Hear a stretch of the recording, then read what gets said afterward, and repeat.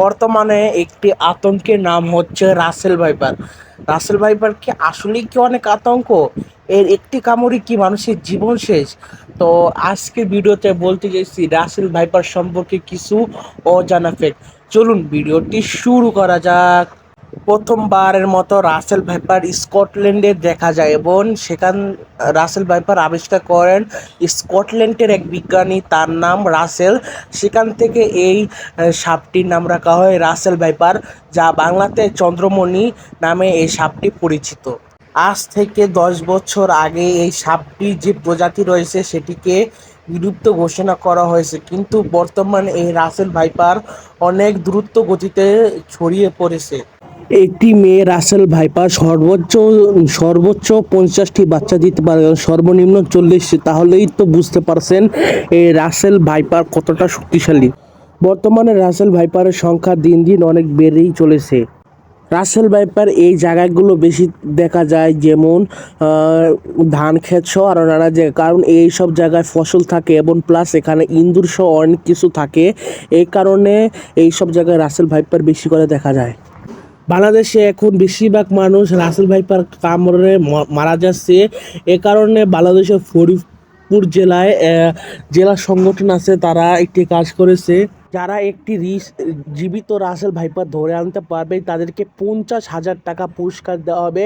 এই কারণে ওই জেলা অনেক মানুষ জীবিত রাসেল ভাইপার ধরে জেলা সংগঠনের কাছে নিয়ে আসছে।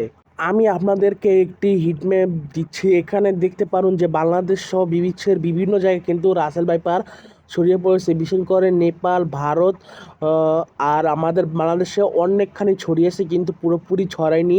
বর্তমানে এই সকল দেশে রাসেল ভাইপারের সংখ্যা বেড়ে গিয়েছে, বিশেষ করে ইন্ডিয়াতে। কয়েকদিন আগে ইন্ডিয়ার এক ইউটিউবার রাসেল ভাইপারের কামড়ে তার একটি হাত অপস হয়ে গিয়েছিল। আর রাসেল ভাইপার কামড় দিলে আপনাকে অবশ্যই অ্যান্টিবায়োটিক নিতে হবে, নাহলে আপনার হাত পচে যাবে এবং এমনকি হতে পারে অ্যান্টিবায়োটিক নিলে দেরি হলে আপনার হাতটি কাটতেও হতে পারে।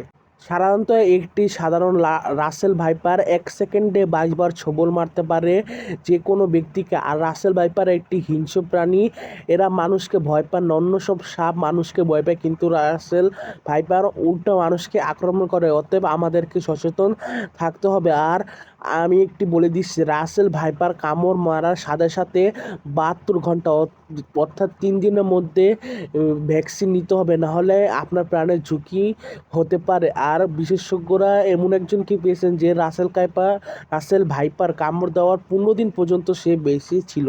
রাসেল ভাইপার বর্তমানে চট্টগ্রাম সহ সিলেটের বিভিন্ন জায়গায় এই রাসেল ভাইপারগুলো বেশি দেখা যাচ্ছে।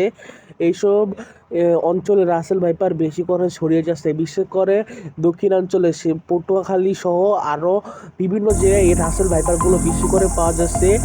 রাসেল ভাইপার সাধারণত ঝোপঝাড়ে বেশি থাকতে পছন্দ করে। দক্ষিণাঞ্চলে অনেক ঝোপঝাড় রয়েছে, এই কারণে রাসেল ভাইপার দক্ষিণাঞ্চলেই বেশি তার প্রভাব দেখা যাচ্ছে। আর সাপের অ্যান্টিবায়োটিক বা প্রতিষেধক তৈরি করা হয় ঘোড়ার মাধ্যমে, কারণ ঘোড়াকে যখন সাপের বিষ দেওয়া হয় তখন ঘোড়া কিন্তু 2-3 দিন অসুস্থ থাকে, তারপর কিন্তু ঘোড়া সুস্থ হয়ে যায়। তারপর ঘোড়ার যে রক্ত রয়েছে সেখান থেকে অ্যান্টিবায়োটিক তৈরি করা হয় সাপের। আর আমাদের বিশ্বে যে সকল বিষধর সাপ রয়েছে তার মধ্যে এই রাসেল ভাইপারের অবস্থান সপ্তমতম। আপনারা এর মাধ্যমেই যে বুঝতে পারছেন রাসেল ভাইপার কতটা ভয়ানক। বর্তমানে বাংলাদেশ থেকে ইন্ডিয়া এই রাসেল ভাইপারের সংখ্যা বেশি দেখা যাচ্ছে।